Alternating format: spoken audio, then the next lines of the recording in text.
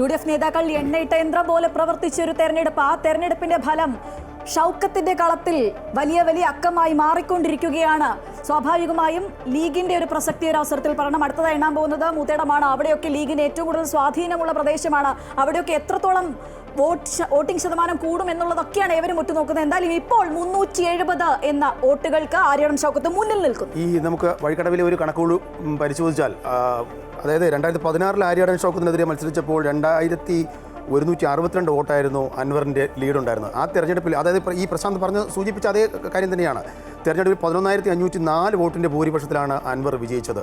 2021 VV പ്രകാശിനെതിരെ മത്സരിച്ചപ്പോൾ 35 വോട്ടിൻ്റെ lead മാത്രമായിരുന്നു അൻവറിനുണ്ടായിരുന്നത്.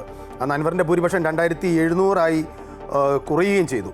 അതേസമയം ഇത്തവണ 3000 വോട്ടിൻ്റെ ലീഡാണ് UDF ഈ വഴിക്കടവിൽ പ്രതീക്ഷിക്കുന്നത്. ആ പ്രതീക്ഷയാണ് അവരെ മുന്നോട്ട് കൊണ്ടുപോകുന്നതും, അല്ലേ?